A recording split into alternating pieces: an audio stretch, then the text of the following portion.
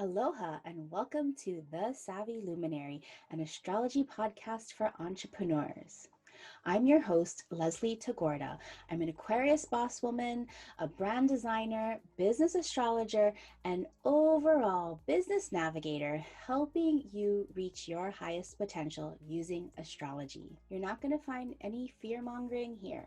I'm going to teach you how to use astrology as an empowering tool that helps you believe and achieve your greatest gift.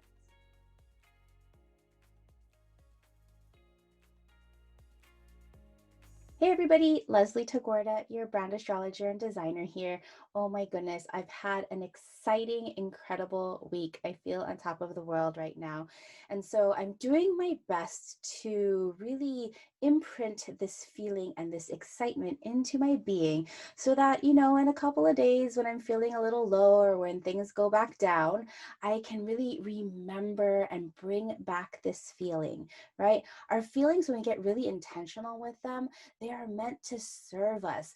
And we want to cultivate all of these great feelings so that we can live in our lives with more of these elevated feelings and be able to easily access those feelings and remember those feelings, even when outside external forces are not allowing us to be as excited as we'd hope. So much learning in just that little bit. So we are still in Cancer season.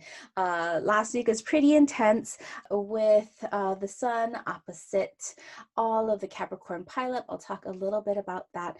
But today we're going to really dig into the last bits and pieces of Cancer season. We are blessed with a second new moon in Cancer. So we get to really create some amazing intentions, because if you recall that first new moon in Cancer, that was an eclipse, not the best for creating intentions just because it's such a wild card, but we get a second chance with our blue new moon in Cancer this week.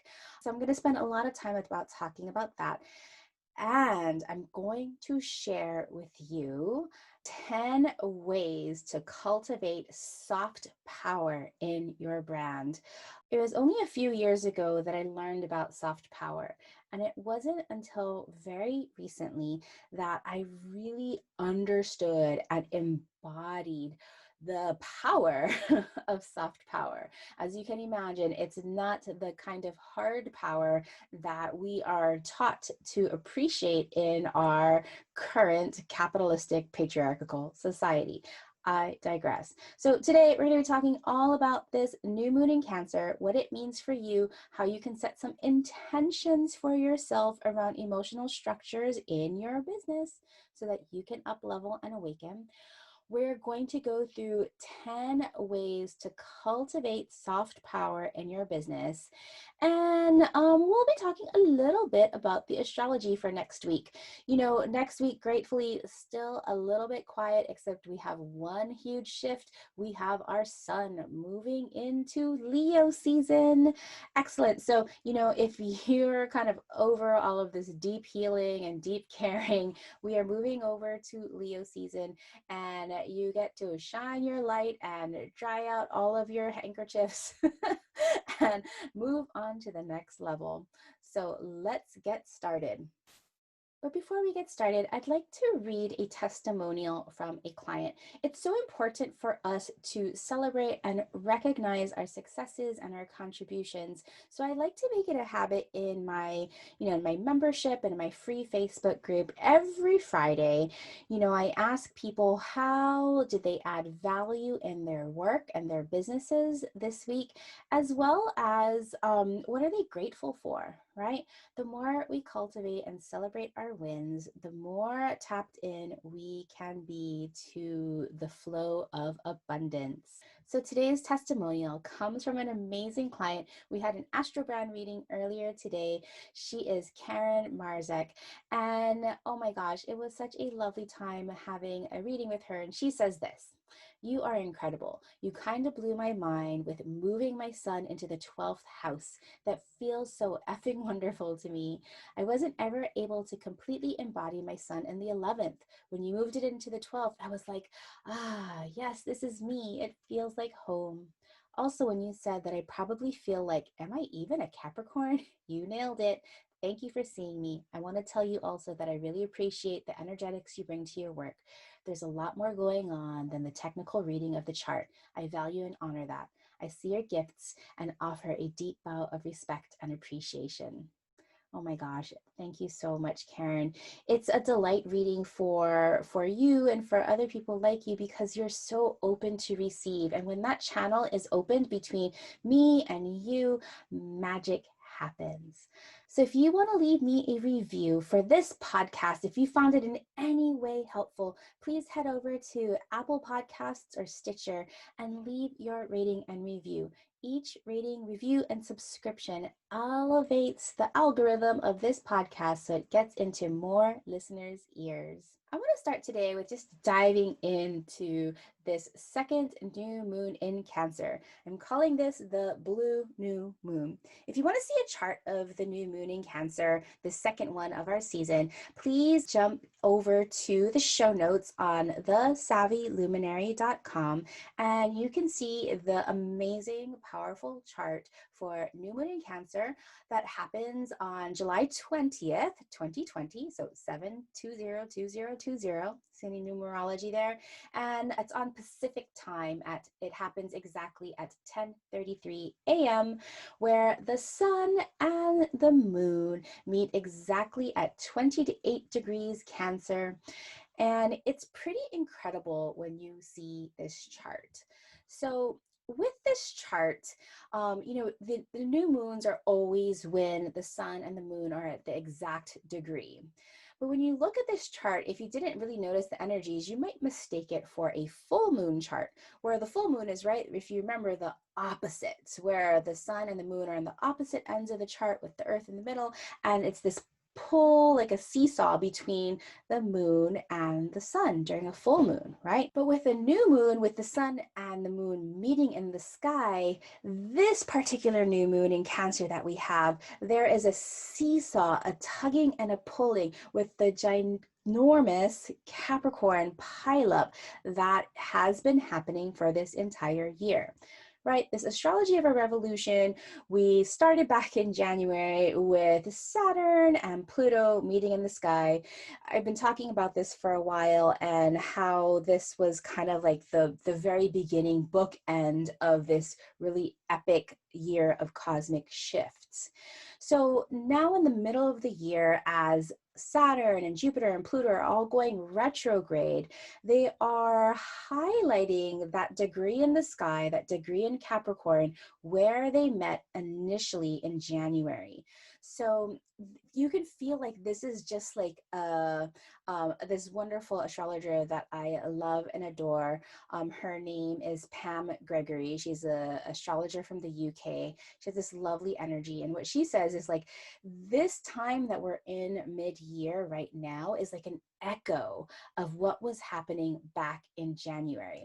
Now, I want to kind of redefine that echo because normally when you think of an echo is a little bit softer in volume, in dynamics, and frequency than the initial bang. But this aftershock is actually more amplified. So it's not exactly like an echo. It's like this huge, in music, there's a term where things get louder. It's kind of like this big crescendo. And it's funny because that was also a word that Pam Gregory used when describing this energy. So I know that all of us have been feeling it. Last week, the sun itself has been kind of shining its bright light on these opposing energies of Saturn, our sense of like discipline or responsibility or restriction, and Pluto, our sense of fears and intensity and just transformation, and Jupiter, our sense of belief and expansion and visions, right? Those are personal. On a collective level, from our communities and our society, this is all about changing the narrative of social change, right? So you can see how everything is just kind of growing and expanding. Now, because Jupiter is also a very spiritual planet, similar to Neptune. Neptune is also another spiritual planet. It's more esoteric. Jupiter is more about the belief system. So, sometimes it gets applied to religion, but whatever Jupiter touches, your belief system, it tends to expand. So if you're an enlightened person, and most of here are enlightened or on your path to understanding and awakening, we're all on that path. Who am I kidding? None of us here are enlightened, but we are moving towards that. This is a time of great spiritual awakening. I mean, how many people do you know, whether, like, there's so many spiritual entrepreneurs out there right now. I am so in awe. I just love being surrounded by people. But there's also traditional entrepreneurs that are constantly turning to spiritual means like astrology and healing modalities and Akashic records and all those things, right? They are using these modalities in their traditional businesses. I think that is so wonderful. And it makes a lot of sense that these kind of spiritual businesses are mostly being run by women, and this kind of new spiritual evolution that we're moving into is being led by women. When we look at the new moon in Cancer chart, we have this huge opposition between the sun and moon in Cancer, right? Are the Cancer, the nourishing and the healing and the divine mother, right? It's a very emotional energy, emotional security and close ties. And it's opposing all of this Capricorn energy, the need to be responsible, the need to be structured, the need for the kind of the physical and the tangible security, right? So we're still having these parts in our lives really highlighted.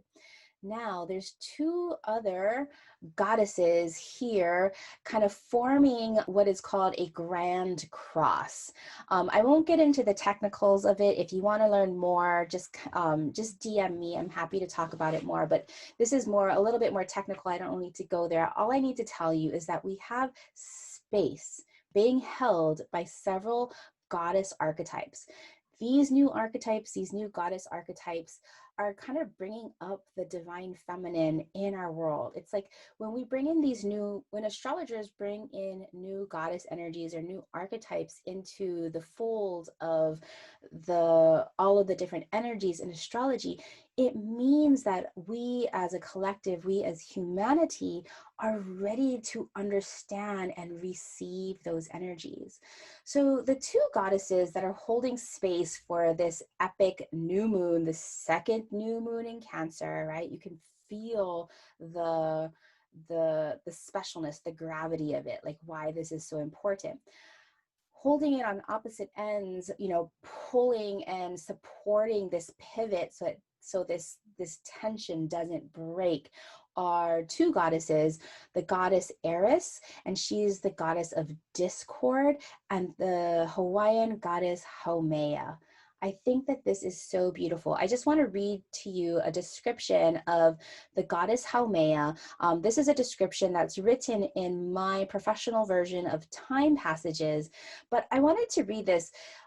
Again, I was inspired by Pam Gregory, and I am so glad that she is bringing the knowledge of these goddess energies into our collective learning. So Haumea, the creation goddess of the islands of Hawaii, Haumea was the source of many gods and goddesses as well as the race of humankind.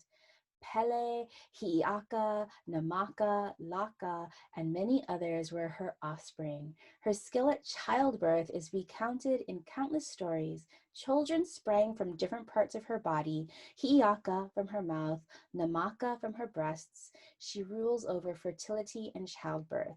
She possessed a magic stick from the makale tree that would enable her to conjure up fish and other edibles, and therefore she is also associated with never-failing food supply. She also has the power of eternal youth. With each birth, she was destroyed and subsequently recreated herself. This choice of planetary archetype arising in these times would seem to support the environmental concerns of dwindling resources and the response of fecund creativity that gives forth abundance and life itself in response to deprivation. I love, love, love that description of this planetary energy. And, we can see, I'm going to be talking more about this in soft power, but we can see how this energy is really supporting this spiritual awakening and transformation that we as a collective, that you individually feel. Now, Eris, on the other hand, she has a very, very, very different kind of energy. And I will read you a description about her from another site. And this site is astroawakenings.co.uk. And they describe Eris, the radical feminine rises. Eris embodies the dark and feared feminine, which rises up to reclaim her place in a world long fractured by patriarchal power. Astrological Eris challenges us to look with eyes wide open and free from all guile at who we are and what we do, personally and collectively, to perpetuate inequalities and oppression the world over.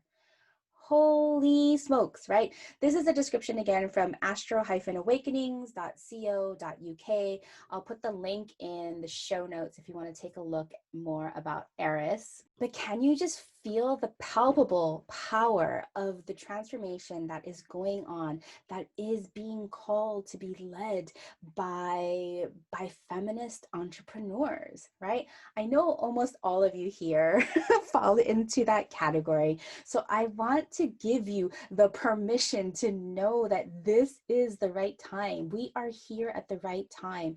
And I'll be talking a little bit about pushing through when we talk more about soft power, but I just want us to all see the astrology of this new moon and how special it is. Before I give you the specific activations house by house for this upcoming new moon, as well as questions to ask yourself for your new moon intentions, I want to talk a little bit about soft power. On Facebook earlier this week, I saw this article and this photo of this sheep. This sheep was like this gray sheep. He looked kind of dirty and mangled, and he was so big. He was full of wool. So what apparently the story was, this sheep escaped from a farm and spent 6 years in the mountains. During that time, he grew 60 pounds of wool. Wolves tried to eat him, but their teeth could not penetrate the floof. Moral of the story, you don't have to turn hard to survive the wolves. Just be really, really soft and fluffy. Wow. In my membership, I was joking with the people in the group, talking about, oh, is this a story about Aries in the 4th house? Right? The sheep, the Aries, this strong one, but then in the 4th house of emotional comfort and the softness, coziness that the 4th house demands, right? There's a concept called soft power. I was not familiar with this term soft power until I met a friend of mine, a massage therapist, another shaman, a magical healer, and also a mentor and a friend, even though I teach her as well, an artist in San Francisco named Deborah Tash. And she is an author, artist again, shaman, healer. And one of her art projects that really spoke to me was called Soft Power, Reclaiming the Sacred Cunt. Now, for me personally, it's not that like sexuality gets me uncomfortable or anything. It's not really just part of my own personal narrative. And so when I went to her studio the first time, there was all of this art hanging with these, like all of these different vaginas. And the first time I saw them, I was kind of shocked. I was just not used to seeing so many vaginas decorated in pearls and lace and just like so abundant.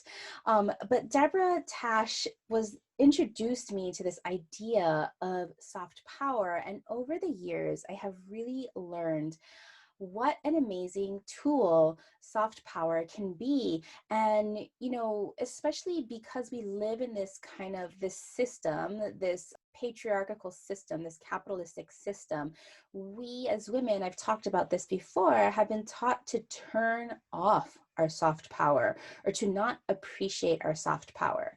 So as we're still in Cancer season, I feel like I've been talking about Cancer season for so long, where I'm going to leave you with 10 ways to use soft power, to appreciate soft power, to claim soft power in your business. No matter if you believe yourself to be more masculine or more feminine or more hard-edged or more hustle or more, wherever you find yourself in the spectrum, I want you to get really curious about each of these 10 ways to use soft power. So of course, soft power is going to be rooted in the divine feminine archetypes in astrology. Now, it's kind of funny when we think about the soft elements in astrology. Of course, it's all the female archetypes, even though, like we talked about Eris, the goddess of discord, not all female energy is soft.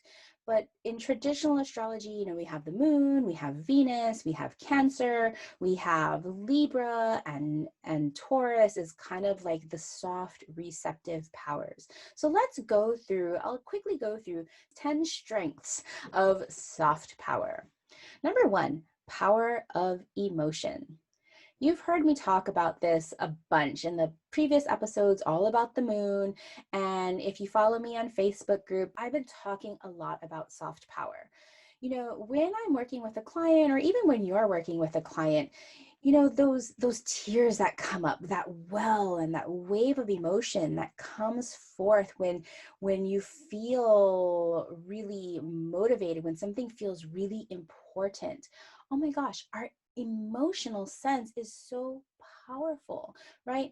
I know I've talked to so many clients who have already, they dismiss their emotions, their crying as like weakness. They call it sappy, or they call it, like they're crying too much. Like we've heard all of these stories for so long, people telling us to stop crying, or, don't be such a girl, and saying girl things in a bad way. But gosh, our emotions are so powerful. If we can reframe our emotional energy and to look at the extremities of our emotion, like fear and anger and sadness, or maybe that's not the extremities of our emotions, but like kind of what we would judge as bad, we can then really tap into what those emotions are trying to tell us, right?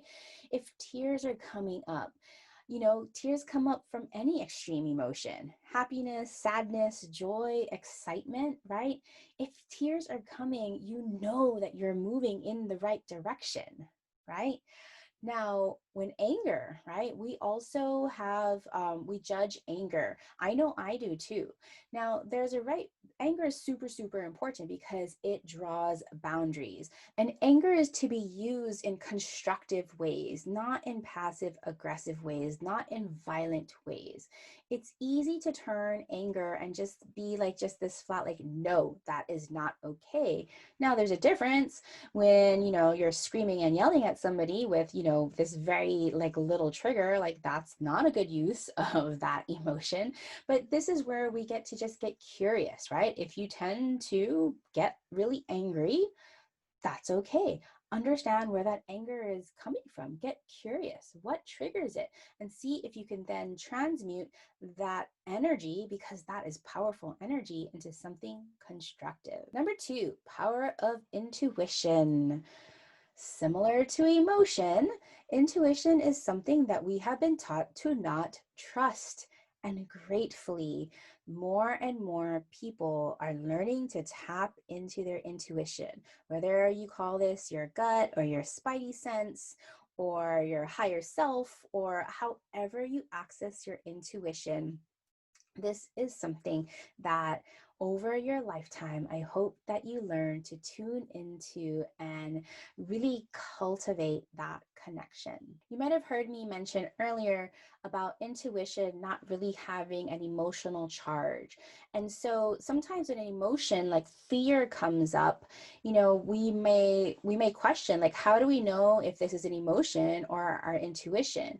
Well, generally, our intuition is never going to have an emotional charge. It's just going to feel like an inner knowing. And your intuition is going to come to you in so many different ways, depending on, a lot of things like your moon sign or different energies placed in your more intuitive houses, your water houses, like the fourth house and the eighth house and the 12th house. Or also, I see a lot of intuition with connections to Uranus, right? So many different keys to intuition in your astrological chart. But all of us, no matter if you know your intuitive keys in astrology, we all have intuition. And it's your responsibility to understand and hear and see the signs when your intuition is speaking to you. The third soft power, power to receive. Oh my goodness. Now, for a lot of us, we have a broken relationship with receiving. But you know what? As probably you're a woman here, and even if you're not a woman, if you're a man, we have to learn how to receive. I know that most of us have been taught that it's better to give than to receive. And so we have this really, we have a disconnect with our ability to receive. But we are here to receive. There's this receptivity in being grateful for when things are given to us, instead of saying no, that's okay, you don't have to give that to me, or don't give me like kind of turning away gifts that come to us. When we do that, we're essentially setting up blocks all around us. And so sometimes abundance, if we think of abundance as an energy, it doesn't understand what these blocks are, right? It's like, how does it understand, like, you're filtering out certain things to receive, but taking in other things? So we have to get to this place where we are grateful and receiving of everything, right?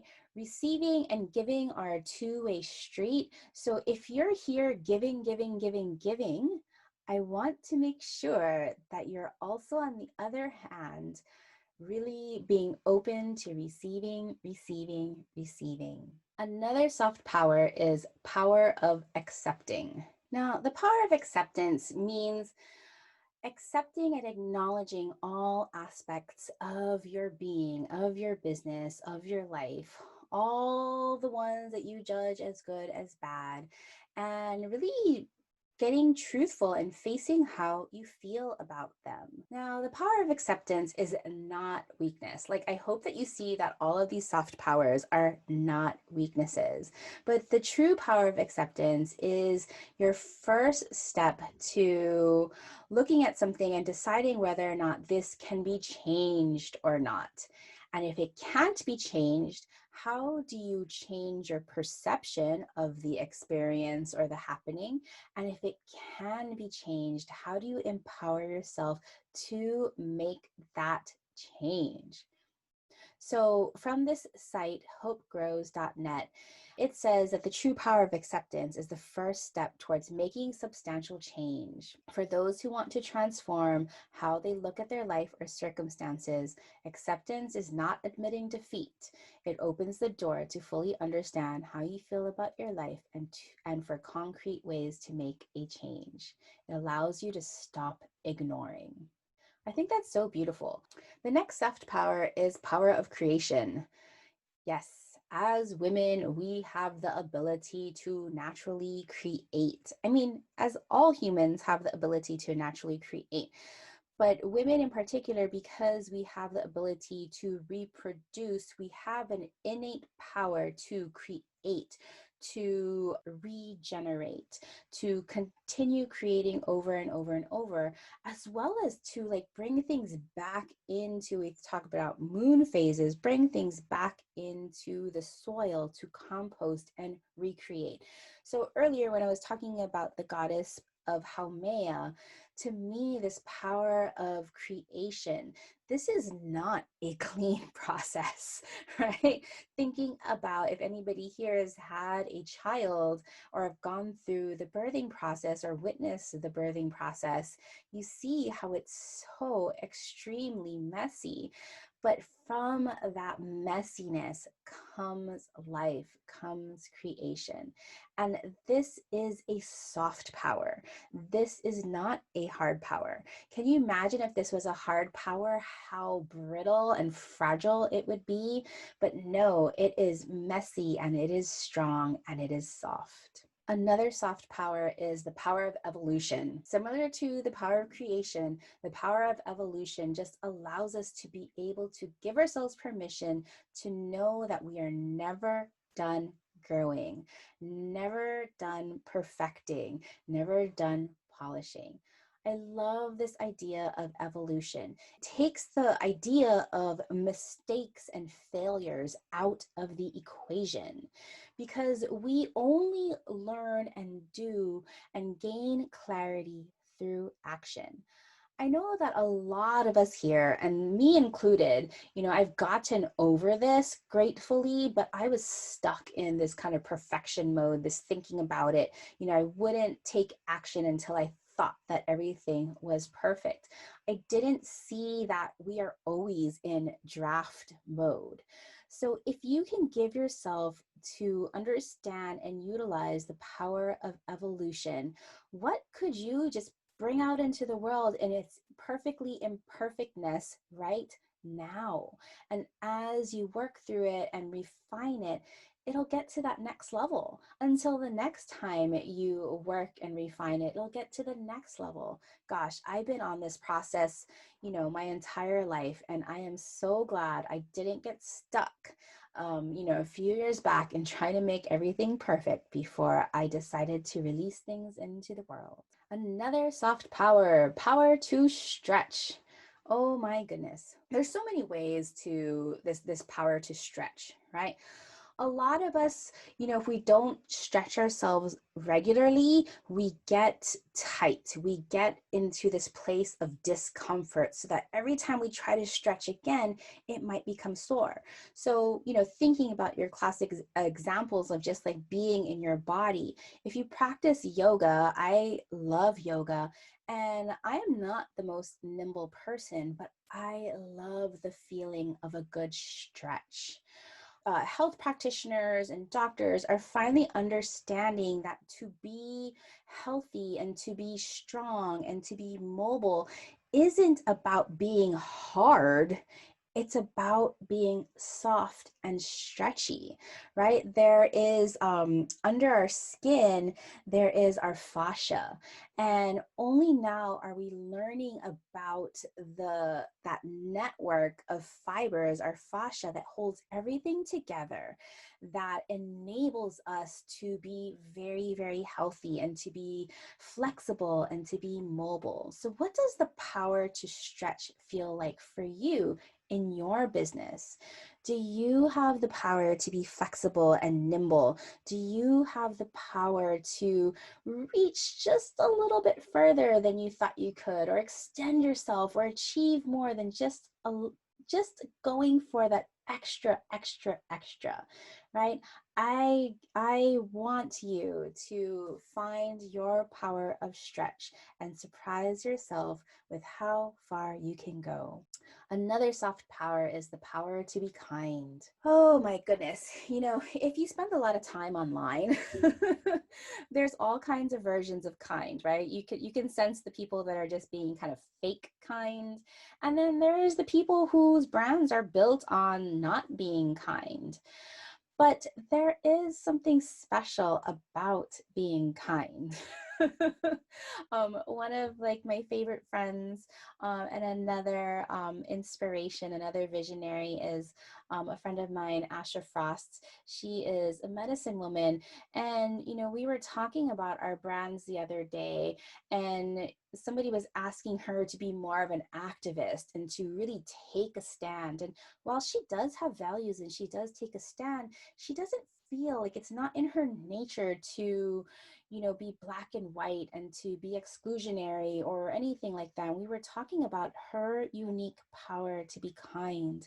And when I gave her permission to lead with that, she remembered that when she was a child, that was a guiding principle of hers, to be kind, that she always wanted to be kind to everyone that she met. And this has really led her far. So consider this, even when you go to the store or, you interact with people, how far do you get with kindness versus the opposite of kindness, whatever that means to you, meanness, I don't know. But if we can all be kind, how much of a better world would this be? And, our lives and our business as well. Similar to kindness is the next soft power, the power to love. you know, uh, well, I love talking about love. It's a very, there's right behind me, I don't know if you can see a little hanging on the wall is love. And I have to come back to the remembrance. Sometimes I get caught up in my own thing and I forget to love others. I forget to love my husband. I forget to love myself. I forget to love my child and my business. But there is just, similar to kindness, there's this deeper sense of love. I don't know about you. Do you believe that love is an emotion or love is a state of being? I'm not sure. I just needed to include this here because there is this power of love that I don't yet have the words for, but really wanted to bring this here. Okay, the last power, the power to rest. Oh my goodness. So this last week, I've been talking about pushing through. The astrology of the time is really, I can feel a lot of people on the edge of burnout. But this isn't a time to hide. There's so much work to do, and we can see this in the cosmos. Now, what happens, right, when you're like on that precipice of burnout? Throughout my life, or my recent life in the last like few years, as I've gone on this kind of brand astrology journey, I've gotten myself into burnout quite a few times. And the first time I went through a burnout 2 summers ago, I was like disabled for like 6 weeks. I was not showing up. I was hiding. I wasn't doing any work, and my business suffered. Last year, same time in the summer, I had another bout of burnout. And I recognized it. I said, I claimed it. I recognized like, oh, this is burnout. I decided to go on a medicine journey, which was amazing. And I got out of my burnout in just a week because I recognized it, I claimed it, I defined it, I did something about it, and I rested. Now, fast forward to this summer, and I'm in a different space, and I saw myself working really, really hard. But even though I'm working harder than I've ever had before, I'm also resting more than I ever had before. I've always talked about the power of naps. I am a regular nap taker in the afternoons, especially when my son is in preschool or in daycare or something like that. Of course, it's only then. I will take a 20 to 40-minute power nap. And it is so restorative, right? The patriarchy doesn't want us to rest, right? The patriarchy doesn't want us to take care and go for an hour massage, although, we can't be doing massages right now. But that was also one of my go-to, like every 2 weeks, I would treat myself to a massage, because the harder you put out, right? The harder you work, the harder you go after your goals and your dreams, the more you have to restore and rest. Otherwise, burnout. And we can't have you burning out, people. Okay.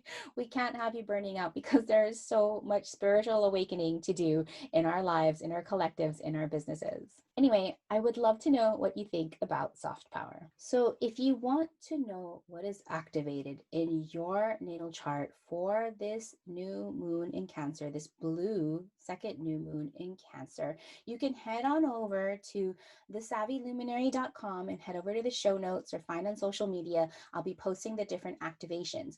What you'll need to know is how to read your natal chart just a little bit to see where 28 degrees of Cancer occurs in your chart, which house it occurs. And so I have the different activations depending on which house the new moon activation.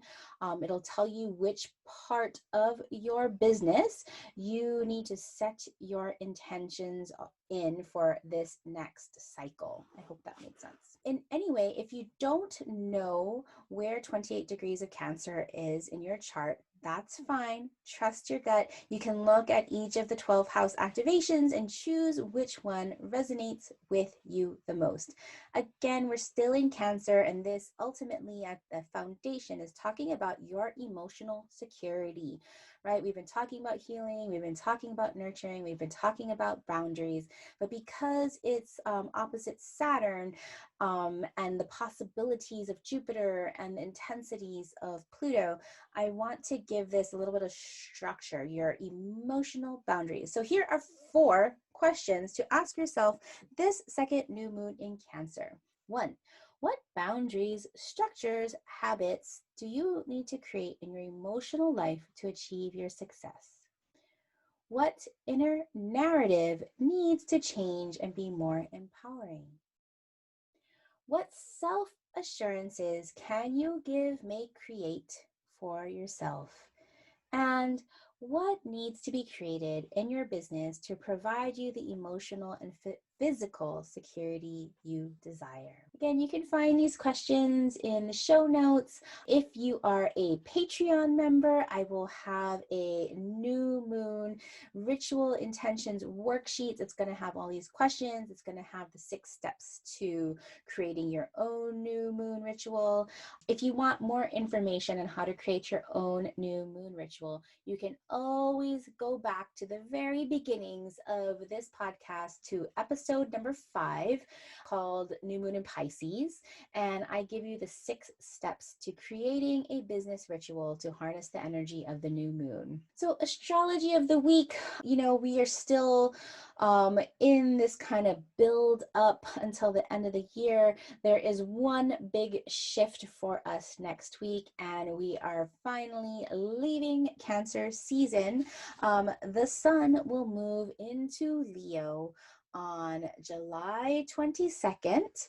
In Eastern time, it will be at 4:37 a.m. Eastern, and Pacific time in the wee early morning at 1:37 a.m. Pacific.